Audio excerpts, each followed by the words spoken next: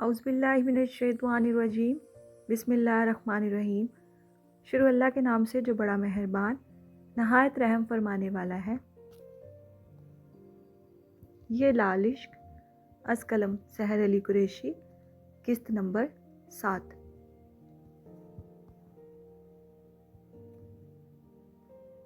نیموا دروازے کے پٹ سے جلال کی نظریں سرک کر اندر گئیں، اور جس کے ہونے کا احساس اسے اس چوکھٹ پر پہنچتے ہی ہو گیا تھا کہ وہ اندر موجود ہے، سالم اس کے سامنے بیڈ کے سرہانے داہنے طرف کھڑی نظر آئی۔ وہ دھیرے سے کنٹرولر کو دباتا اندر داخل ہوا، اور اب وہ وجود مکمل اس کے سامنے تھا۔ سفید قمیص شلوار، کریم رنگ کی بڑی سی میرون کڑھائی والی چادر اوڑھے وہ بالیقین آبگین علی شاہ تھی۔ ظاہر سی بات تھی، اس کمرے میں اس کے علاوہ اور ہو بھی کون سکتا تھا؟ یقیناً وہ وہی تھی جو چند گھنٹے پہلے اس کی بیوی کے عہدے پر فائز ہوئی تھی۔ جلال کی نظریں سرک کر اس کی سرمئی ہراساں آنکھوں پر جا ٹھہریں، اور وہاں سے ہوتے ہوئے کپ کپاتے نیم وا لبوں پر۔ اس کے لب خوف کے باعث کسی 3 سال کی بچی کی طرح کپ کپا رہے تھے۔ وہ بے حد حسین تھی، یا شاید اس نے اپنی زندگی میں اس سے زیادہ حسین لڑکی ہی نہیں دیکھی تھی، اور یقیناً نہیں دیکھی تھی۔ اپنی ماں اور بہن کے بعد وہ تیسری عورت تھی جسے جلال جہانگیر خان نے نظر بھر کے عقیدت سے دیکھا تھا۔ اس کا دل ایک لمحے کے لیے دھڑکنا بھول گیا تھا، اور پلکیں ایک جگہ ٹھہر سی گئی تھیں۔ وہ یک ٹک اسے بے اختیار دیکھتا چلا جا رہا تھا۔ اس کی آنکھیں، دل، وجود اور ارد گرد کی ہر شے ساکن ہو چکی تھی۔ پوری کی پوری کائنات ایک انسان کے اندر موجود ہے۔ تم اور تمہارے ارد گرد جو کچھ تمہیں دکھائی دیتا ہے، تمام چیزیں، خواہ تمہیں پسند ہو یا ناپسند، تمام لوگ، خواہ تم ان کے لیے رغبت محسوس کرتے ہو یا کراہت، یہ سب کے سب تمہیں اپنے اندر کسی نہ کسی درجے میں ملیں گے۔ محبت کے 40 اصول، شمس تبریزی۔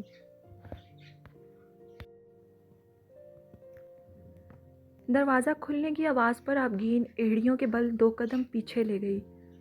اس کا سانس سینے میں اٹک سا گیا۔ دونوں پٹ نیم وا ہوئے تھے، اور ویل چیئر کے ذریعے کوئی اندر داخل ہوا تھا۔ چند سیکنڈز کا کھیل تھا، محض چند سیکنڈز، اور وہ وجود اس کے سامنے تھا۔ اس کی سرمئی آنکھوں نے سامنے موجود شخص کی سنہری آنکھوں کو دیکھا۔ 2 رنگ ایک ہوئے۔ آبگین نے جلال کو اور جلال نے آبگین کو دیکھا۔ جہاں جلال کو دیکھتے آبگین کی دھڑکنیں سست ہوئیں، وہیں جلال کا دل شدت سے دھڑکا تھا، معمول سے ہٹ کر، بہت تیز، اور کسی اونچے پربت سے بہتے ہوئے سفید شفاف جھرنے کی مانند بہہ گیا۔ اس کے سامنے سفید قمیص شلوار میں ملبوس ایک وجاہت سے بھرپور سنہری آنکھوں والا شخص چہرے پر نرمی لیے ویل چیئر پر بیٹھا ہوا تھا، وہی جس کی تصویر اس کمرے میں موجود تھی، وہ جس کے نام سے اس کا نام جڑ گیا تھا، اس کی موت تک، وہ جس کی بیوی بن کر اس گھر میں آئی تھی، اس کے سامنے موجود تھا۔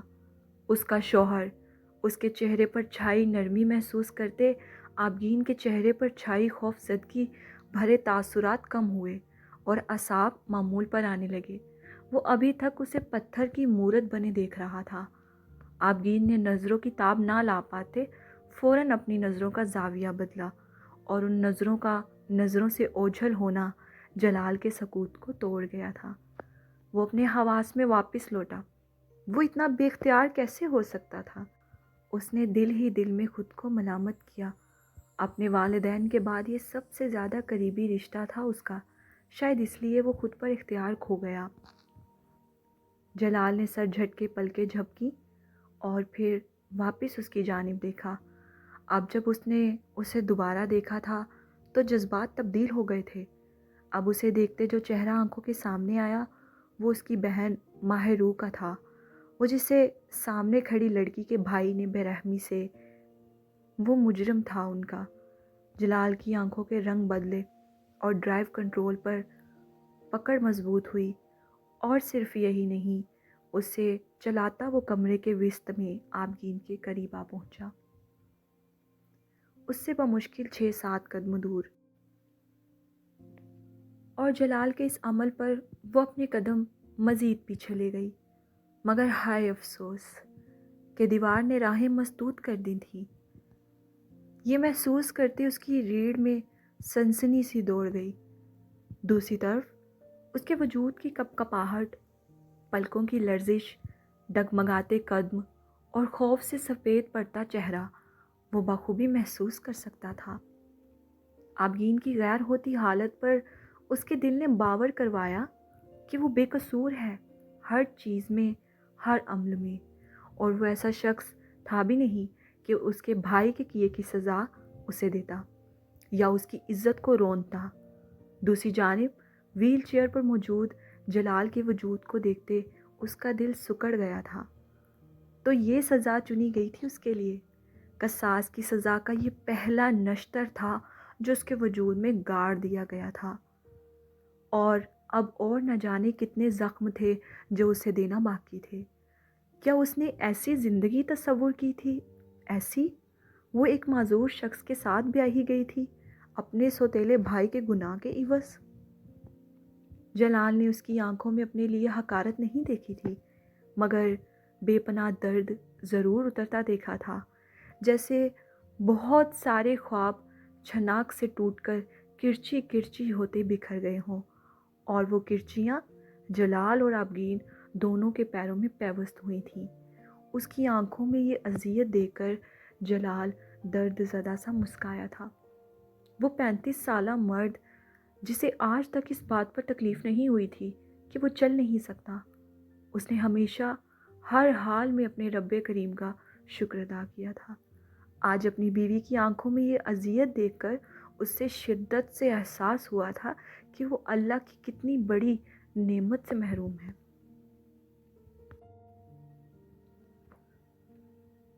اس کے لبوں پر ٹھہری اس مسکراہٹ کو سوچوں میں کھوئی آبگین نہیں بھانپ پائی تھی۔ پھر ایک سرد سانس ہوا میں چھوڑتے جلال نے بات کا آغاز کیا اور اسے سلام کہا۔ السلام علیکم۔ پہلے جملے میں ہی وہ اپنی بیوی پر سلامتی بھیج رہا تھا۔ اس کی بھاری گمبھیر آواز پر آبگین کا سکتہ ٹوٹا اور اس نے ہلکا سا سر کو خم دیا۔ یہ اس کی طرف سے ایک طرح کا اس کے سلام کا جواب تھا۔ جلال مزید مسکرایا۔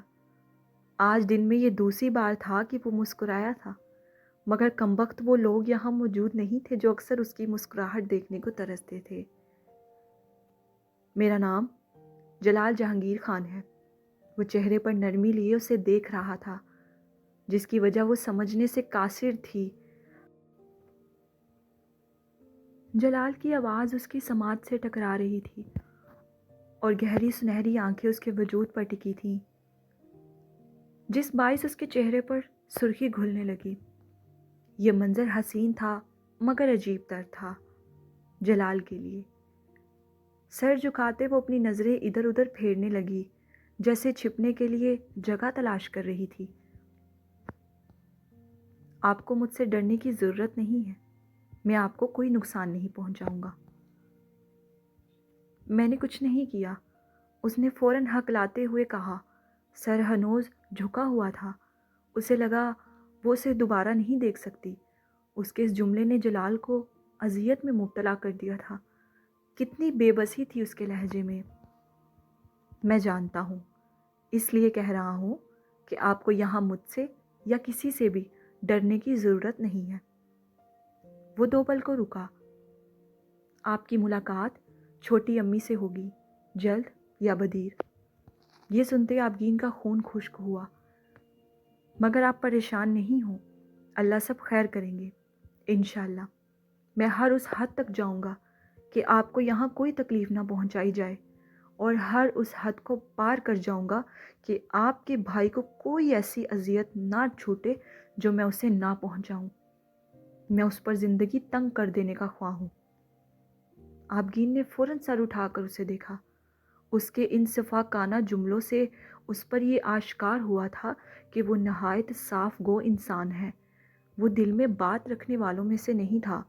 اس کی آنکھوں میں چھائی سرخی دیکھتے وہ واپس سر جھکا گئی، مگر اس کے جملوں نے جو اس نے ابان کے لیے بولے تھے اس کو جھنجھوڑ کے رکھ دیا تھا۔ میں ہر لحاظ سے آپ کی حفاظت کروں گا انشاءاللہ، اور میری غیر موجودگی میں آپ کو اپنی حفاظت خود کرنی ہوگی۔ وہ شل کھڑی اسے سنتی رہی۔ آج سے یہ کمرہ آپ کا بھی ہے اور یہ گھر بھی، وہ کہنا چاہتا تھا، اور میں بھی، مگر کہہ نہ سکا۔ پھر اچانک وہ سر جھٹک کے ہنس دیا اور بولا، عموماً ایسے موقع پر شوہر اپنی بیوی کو نکاح کی مبارکباد دیتے ہیں، تحفے تحائف دیتے ہیں، مگر وہ دوبارہ 2 پل کو رکا اور تھکان زدہ سی دہک رہی سانس ہوا کے سپرد کرتے مزید بولا، صد افسوس کہ جن حالات میں یہ نکاح ہوا ہے آپ کے لیے مبارک تو نہ ہوگا۔ میرا مطلب یقیناً یہ نکاح آپ کی مرضی کے برخلاف ہوا ہے۔ اور تحفے میں، وہ ایک بار پھر رک گیا اور اس بار آبگین نے دوبارہ نظریں اٹھا کر اسے دیکھا تھا۔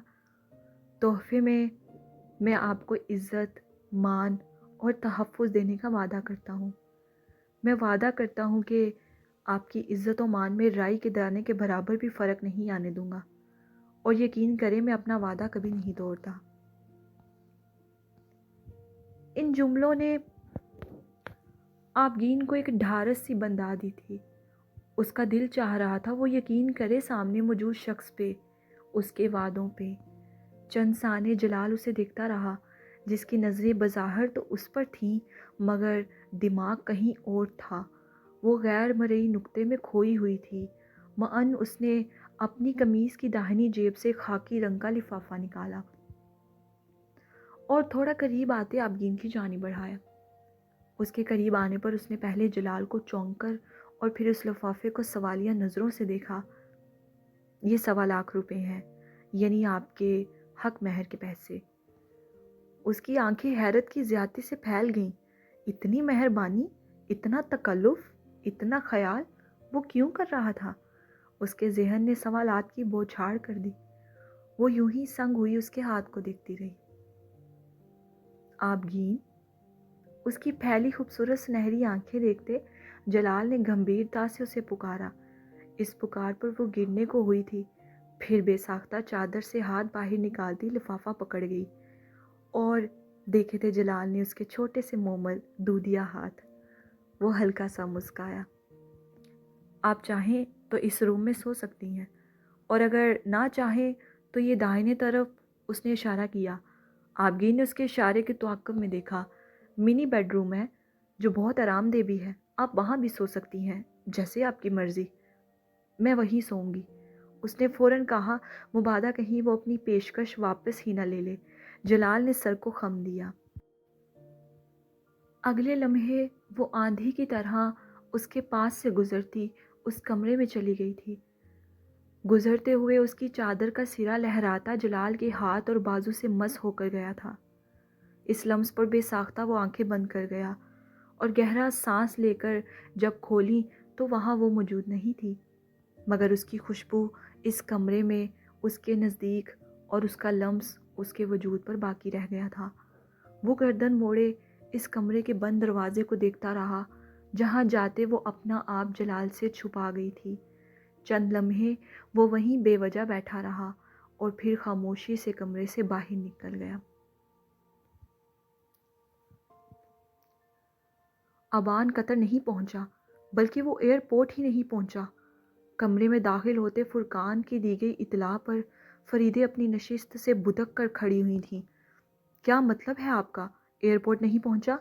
ایسے نہ کہیں فرقان، ورنہ میرا دل بند ہو جائے گا۔ میں سچ کہہ رہا ہوں، ابان یہی ہے پاکستان میں، وہ قطر نہیں گیا۔ ایسا کیسے ہو سکتا ہے؟ پتہ نہیں، میری سمجھ سے بالا تر ہے۔ وہ تھکے تھکے سے وہیں بیڈ پر بیٹھ گئے۔ میری سمجھ سے بالا تر ہے کہ وہ مجھے اس عمر میں کیوں ذلیل کروانے پر تلا ہوا ہے۔ اپنی کن پٹی کو انگلیوں سے سہلاتے وہ بے بسی کی آخری حد پر تھے۔ فریدے خاموشی سے لب بھینچے انہیں دیکھ رہی تھیں۔ پہلے اس نے قتل کیا اور اب اپنی جان کی بھی پرواہ نہیں ہے اسے۔ وہ قریب آئیں اور ان کے برابر بیٹھتے کندھے پر ہاتھ دھرتے بولی، آپ اسے فون کریں، پتہ کریں وہ کہاں ہے۔ ان کی اس بات پر فرقان نے ہاتھوں سے سر نکالتے انہیں تیز نظروں سے دیکھا تھا، گویا کہنا چاہتے ہوں تمہیں کیا لگتا ہے میں نے اسے فون نہیں کیا ہوگا؟ فرقان، فریدے نے انہیں ہلکا سا ہلایا۔ اس کا نمبر بند ہے، انہوں نے کہا۔ اب وہ صحیح معنوں میں پریشان ہوئی تھی۔ پھر کہاں گیا ہوگا وہ؟ پتہ نہیں۔ فرقان، کہیں اس کے ساتھ کوئی حادثہ تو نہیں ہو گیا؟ وہ اپنے خدشے ظاہر کرنے لگی جو ایک ماں ہونے کے ناطے انہیں ہونے لگے تھے۔ ایسا کچھ نہیں ہوا، انہوں نے فوراً نفی کی۔ بشیر اسے خود ایئرپورٹ پر چھوڑنے گیا تھا اور تمہارے نواب زادے نے آدھے رستے میں ہی چلتی گاڑی کو گن پوائنٹ پر رکوا کر بھاگ گیا۔ فرقان، اس کو تلاش کریں، کہیں قصر خان والوں نے اس کے ساتھ کچھ، کہیں ان کی کوئی چال تو نہیں۔ خدا کے لیے بیگم بس کر دیں۔ ان کے متفکرانہ جملوں سے وہ بیزار ہونے لگے تھے۔ اپنی مامتا کو ذرا قابو میں رکھتے ہوئے دماغ سے سوچے کہ جب ہم دونوں کے علاوہ کوئی زیر روح یہ جانتا ہی نہیں تھا کہ وہ ملک سے باہر جا رہا ہے تو کیسے وہ کچھ کر سکتے ہیں؟ فریدے نے سر ہلایا جیسے ان کی بات سے متفق ہوئی تھی۔ بشیر مر سکتا ہے لیکن مجھے دھوکہ نہیں دے سکتا۔ میرا بچہ پتہ نہیں کہاں ہوگا، کس حال میں ہوگا۔ جہاں بھی ہوگا اچھے ہی حال میں ہوگا، فکر مت کریں۔ جب ایک لڑکی کی جان لیتے ہوئے اس کے ہاتھ نہیں کانپے تو خود کو تو وہ بچا ہی سکتا ہے۔ وہ بات کر رہے تھے یا اپنے اندر کا زہر انڈیل رہے تھے؟ فریدے منہ بگاڑ کر رہ گئی۔ اپنے بیٹے کی برائی وہ کہاں برداشت کر پاتی تھی؟ اس کے فون پر بیپ ہوئی، کسی کا میسج تھا۔ فرقان نے جیب سے فون نکالا اور اسکرین پر آبان کا نمبر جگمگا رہا تھا۔ ایک میسج تھا جو اس نے ان کے لیے چھوڑا تھا۔ ان کے وجود میں خوشی کی لہر دوڑی۔ اس نے اپنا نمبر آن کر لیا، مگر میسج کو پڑھنے کے بعد اسی خوشی پر گڑھوں پانی پڑ گیا اور سامنے لکھی تحریر ان کے چہرے پر غصہ اور سرخی بیک وقت لے آئی تھی۔ ان کے چہرے کے اتار چڑھاؤ دیکھتے فریدے نے پوچھا، کس کا میسج ہے فرقان؟ بھینچے جبڑے لیے انہوں نے فون کا رخ فریدے کی جانب کر دیا۔ بابا، میں کچھ عرصے کے لیے اکیلا رہنا چاہتا ہوں، مجھے ڈھونڈنے کی کوشش مت کیجیے گا۔ آبان، زیر لب نم سا بڑبڑاتے وہ فون تھام گئی اور اگلے لمحے وہ اس کا نمبر ملانے لگی۔ The number you have dialed is powered off۔ فرقان نے اشتعال سے چہرے پر ہاتھ پھیرے۔ دیکھ لیے اپنے بیٹے کے کرتوت؟ مجھے نہیں لگتا کہ اس زندگی میں مجھے کبھی اس سے کوئی سکھ نصیب ہونے والا ہے۔ خیر، بھاڑ میں جائے، مجھے ضرورت ہی نہیں ہے اب اس کی فکر کرنے کی۔ جہاں جاتا ہے جائے، ایسی اولاد ہونے سے تو میں بے اولاد ہی اچھا تھا۔ مسلسل اشتعال سے بڑبڑاتے وہ کمرے سے باہر نکل گئے۔ آبگین نے پوری رات انگاروں پر گزاری۔ ایک لمحے کے لیے بھی اس نے آنکھ لگا کر نہ دیکھی تھی۔ تیز دھڑکنیں دہلیز پر ہی رہیں، جیسے اسے خوف سا تھا کہ وہ اندر آ جائے گا، مگر دماغ کہہ رہا تھا کہ اگر اس نے نقصان پہنچانا ہی ہوتا تو وہ باہر بھی پہنچا سکتا تھا، مگر دل ماننے سے انکاری تھا۔ دروازہ اندر سے لاک کرنے کی غلطی اس نے دوبارہ نہیں کی تھی، کیونکہ اس چیز کا کوئی فائدہ نہ تھا اور سبب باہر ہوا واقعہ تھا جب وہ لاکڈ دروازے کو کھول کر اندر آ گیا تھا۔ تو اس دروازے کو کھولنا اس کے لیے کون سا مشکل کام ہو سکتا تھا؟ وہ اس چھوٹے سے بیڈ پر سکڑ کر لیٹی، خود کو مکمل چادر میں چھپائے زیر لب اذکار کر رہی تھی۔ آنکھیں مکمل اب فجر کے انتظار میں تھیں۔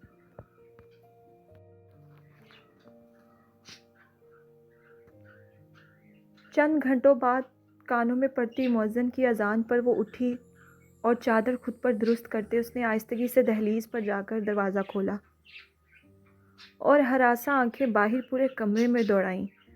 وہاں کوئی موجود نہ تھا، گہری خاموشی تھی اور وہ سکھ کا سانس لیتے دبے پاؤں باہر آئی۔ کمرہ نیم اندھیرے میں ڈوبا ہوا تھا۔ اس کمرے سے اس کی یعنی جلال کی خوشبو آ رہی تھی۔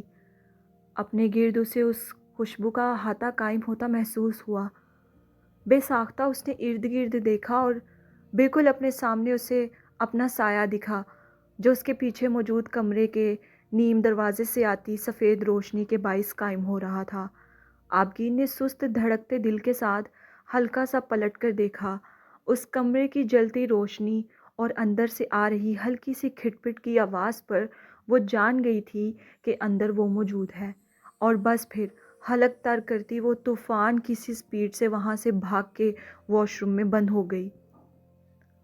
وضو کرنے کے بعد اس نے واش روم کے دروازے سے بالکل اسی طرح دوبارہ باہر جھانک کر دیکھا، اور اب کی بار وہ کمرہ جہاں سے روشنی آ رہی تھی وہ مکمل بند تھا، اور باہر کمرے میں بھی کوئی موجود نہ تھا، یعنی شاید وہ باہر جا چکا تھا۔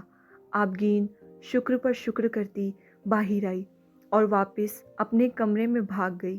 دل نے کہا تھا کب تک خود کو اس سے چھپاؤ گی، یا اس حقیقت سے بھاگو گی کہ تم اس سے جڑ چکی ہو اور وہ تمہارا سب سے زیادہ قریبی رشتہ ہے۔ اب جلال پریئر روم میں موجود تھا۔ اس کی ہمیشہ سے عادت تھی وہ تہجد کے لیے اٹھتا تو فجر پڑھ کے ہی چند گھنٹے سوتا تھا۔ تہجد پڑھنے کے بعد وہ کچھ دیر اسٹڈی روم میں آیا تھا۔ وہاں رکھی کچھ اہم فائلز کی گردانی کر رہا تھا۔ مان فجر کی اذانیں ہونے لگیں۔ فائل بند کرتے اس نے سر پیچھے اپنی کرسی کے ساتھ لگا کر آنکھیں موند لی اور سننے لگا ان جملوں کو جو اس کی زندگی میں اس کے لیے سب سے زیادہ سکون کا باعث تھے۔ اذان سنتے ہمیشہ وہ سکون کے سمندروں میں جا بستا تھا۔ اسے زندگی کی دی ہوئی تکالیف کم لگنے لگتی تھیں۔ چند منٹ گزرے تھے، اذان ہو چکی تھی۔ جلال نے آنکھیں واں کرتے سر سیدھا کیا اور اب کہیں دور کسی دوسری مسجد میں اذان ہو رہی تھی جس کی آواز بہت دھیمی اس تک آ رہی تھی۔ مؤذن آخری جملے پڑھتا اب درود پاک پڑھ رہا تھا۔ جلال نے بھی زیر لب درود پاک پڑھا۔ ہاتھ میں پکڑی فائل کو مکمل بند کرتے واپس سامنے موجود لکڑی کی ریک میں لگایا۔ بازو واپس کھینچتے اس کا ہاتھ لگنے کے باعث ایک چھوٹا سا ڈیکوریشن پیس نیچے گر گیا جس نے کمرے کی خاموشی میں ارتعاش پیدا کیا تھا۔ جلال جھکا وہ اٹھانے کے لیے، مگر اس نے اپنے پیچھے کمرے میں کسی کی موجودگی کا احساس پایا اور نیچے گرے ڈیکوریشن پیس کو اٹھا کر واپس اس کی جگہ پر رکھتے وہ کرسی موڑتا کمرے سے باہر آیا۔ ایک ہیولا سا اسے تیزی سے باتھ روم میں بند ہوتا دکھائی دیا۔ اس کے علاوہ اور کون ہو سکتا تھا وہاں؟ ہلکا سا مبہم ہوتے وہ پریئر روم میں نماز ادا کرنے چلا گیا۔ صبح سمے 10 بجے تیز ہو رہی دروازے کی دستک پر آبگین نے ہڑبڑا کر آنکھیں کھولیں۔ ارد گرد دیکھا تو خود کو اسی منی روم میں پایا۔ صبح نماز پڑھتے نہ جانے کیسے اسے اونگ آ گئی تھی۔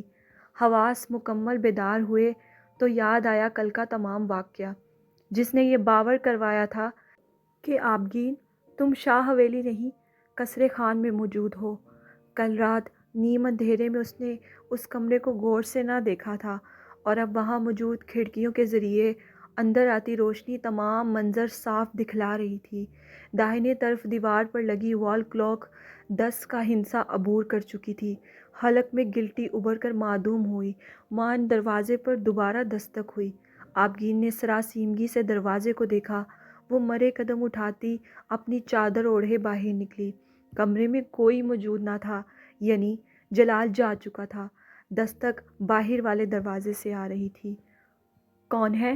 آبگین نے حوصلہ رکھتے پوچھ ہی لیا۔ دلہن بی بی دروازہ کھولیں، میں ہوں یاسمین۔ اس نے قدموں میں تیزی لائی اور جا کر دروازہ کھول دیا۔ سامنے ہی یاسمین چہرے پر نیم مسکراہٹ لیے کھانے کی ٹرے ہاتھ میں تھامے کھڑی تھیں۔ السلام علیکم، صبح بخیر، آپ کے لیے ناشتہ لائی ہوں میں۔ بنا اجازت اندر داخل ہوتی وہ کھانا میز پر لگانے لگیں۔ آبگین نے نرمی سے انہیں دیکھا۔ وہ ان کے پاس آئی اور صوفے پر بیٹھ گئی، مگر دروازہ واپس لاک کرنا وہ نہیں بھولی تھی۔ مگر صبح تو اس نے دروازہ لاک نہیں کیا تھا، تو کیا پھر دروازہ جلال لاک کر کے گیا تھا؟ اس سوچ پر دل ڈوب کر ابھرا تھا۔ دوسری جانب آبگین کو صحیح سلامت دیکھ کر یاسمین کو بہت خوشی ہوئی تھی، اور بے شک اسے جلال سے اسی چیز کی امید تھی۔ ایسا کیسے ہو سکتا تھا کہ اس کی ذات سے کسی کو کبھی کوئی نقصان پہنچتا، وہ بھی کسی بے گناہ کو۔ آپ ناشتہ کر لیں، نیچے زمین پر بیٹھتے انہوں نے کہا۔ آبگین ایک بار پھر اٹھی اور منہ ہاتھ دھو کر واپس آئی۔ اپنی چادر سے اپنے ہاتھ اور چہرہ پونچھ کر صوفے پر بیٹھتے اس نے ایک نظر سامنے میز پر پڑے کھانے کو دیکھا۔ بھوک نے جوش پکڑا تھا، اس نے کل صبح سے کچھ نہیں کھایا تھا۔ پیٹ میں اچانک بل پڑنے لگے۔ سردار سائیں کہہ رہے تھے آپ نے رات سے کچھ نہیں کھایا، اس لیے جیسے ہی آپ اٹھیں میں آپ کو سامنے بٹھا کر کھانا کھلاؤں اپنی نگرانی میں۔ منہ پر دوپٹہ رکھ کے ہنستی وہ اسے بتاتی شرما رہی تھیں۔ آبگین نے انہیں خالی نظروں سے دیکھا۔ اس پر وہ نہ کچھ کہہ سکی تھی، نہ کوئی رد عمل دے سکی تھی۔ آپ ایسے زمین پر مت بیٹھیں، مجھے اچھا نہیں لگ رہا۔ 24 گھنٹوں میں پہلی بار وہ ان کے سامنے بولی تھی۔ آبگین کو بولتے دیکھ وہ دل سے مسکرائیں۔ آپ یہاں ادھر میرے ساتھ آ کر بیٹھ جائیں، ادھر بہت جگہ ہے۔ اس نے صوفے کی جانب اشارہ کیا۔ ارے نہیں دلہن بی بی، ہم نوکر ہیں، ہماری جگہ ادھر ہی ہے۔ وہ چاہ کر بھی اصرار نہ کر سکی کیونکہ ان کے درمیان ابھی ایسا تکلفانہ تعلق تھا ہی نہیں۔ آبگین نے بسم اللہ پڑھتے ایک نوالا پراٹھے سے توڑا اور اس میں آملیٹ کا ٹکڑا رکھتے منہ میں ڈالا، اور پھر سکون سے بے ساختہ آنکھیں بند کر گئی۔ رزق اللہ تعالیٰ کی عطا کی گئی کتنی بڑی نعمت ہے کہ اس کے بغیر انسان زندگی کے سفر طے نہیں کر سکتا۔ ہر تکلیف، ہر پریشانی، ہر طوفان، غم سے لڑنے کے لیے اسے سب سے زیادہ رزق کی ضرورت ہوتی ہے۔ اگر وہ چھین لیا جائے تو موت دروازے پر آ پہنچتی ہے۔ وہ چھوٹے چھوٹے نوالے لیتی ناشتہ کر رہی تھی۔ چند پل گزرے تھے، معین دروازے پر دوبارہ دستک ہوئی۔ آبگین کے ہاتھ تھمے۔ کون ہے؟ یاسمین بولی۔ میں ہوں، زاہدہ، دروازہ کھولیں۔ یاسمین اٹھی اور انہوں نے جا کر دروازہ کھولا۔ زاہدہ اندر داخل ہوئی تھی۔ آبگین کو کھانا کھاتے دیکھ اس نے منہ ٹیڑھا کیا۔ یاسمین نے اسے گھورا جس سے وہ مکمل نظر انداز کر گئی۔ کیا کام ہے؟ کیوں آئی ہو؟ انہیں لینے آئی ہوں، بیگم سائی نے انہیں بلایا ہے۔ یہ سنتے آبگین کا نوالا حلق میں اٹکا تھا اور ایک دم سے وہ بری طرح کھانسنے لگی۔ یا اللہ خیر! یاسمین فوراً اس کی جانب بڑھی اور پیٹھ تھپ تھپانے لگی۔ یہ دیکھتے زاہدہ بھی بوکھلائی تھی۔ یہ چھوئی موئی سی لڑکی کل سے انہیں جھٹکے دے رہی تھی۔ کل بے ہوش ہو گئی تھی اور اب بیگم خان کا نام سنتے ہی اس کا اوپر کا سانس اوپر اور نیچے کا نیچے رہ گیا تھا، تو جب سامنا کرے گی تب کیا عالم ہوگا۔ آبگین سرخ چہرہ اور آنکھیں لیے نڈھال ہوئی۔ یاسمین فکر مند سی اسے پانی پلا رہی تھی۔ اگر آپ کی اداکاری بند ہو گئی ہو تو چلیں، بیگم سائی انتظار کر رہی ہیں۔ زاہدہ نے کچھ بھی اول فول بک دیا۔ زاہدہ، یہ کیا طریقہ ہے؟ تم بھول گئی ہو کس سے بات کر رہی ہو؟ اگر سردار سائیں کو پتہ چل گیا تو جانتی ہو انجام کیا ہوگا؟ یاسمین برہم ہوئی تھی، جس کا اس پر کوئی اثر نہیں ہوا تھا۔ انہیں کون بتائے گا؟ اس نے لاپرواہی سے کہا۔ اگر تم باز نہ آئی تو میں ضرور بتا دوں گی۔ ارے آپا، آپ تو برا مان گئی، اس نے فوراً ہنستے ہوئے کہا۔ جلدی چلیں، اس سے پہلے بیگم سائی کسرے خان سر پر اٹھا لیں۔ آبگین نے دم سادے یاسمین کو دیکھا تھا اور انہوں نے آنکھوں ہی آنکھوں میں اسے حوصلہ رکھنے کی تلقین کی۔ اس نے ایک بار پھر گلاس بھر کے پانی کا پیا اور اپنی چادر درست کرتے اٹھی۔ آج نہیں تو کل یہ ملاقات کبھی نہ کبھی تو ہونی ہی تھی۔ وہ اپنے مقدر سے کتنا بھاگ سکتی تھی، آخر کتنا؟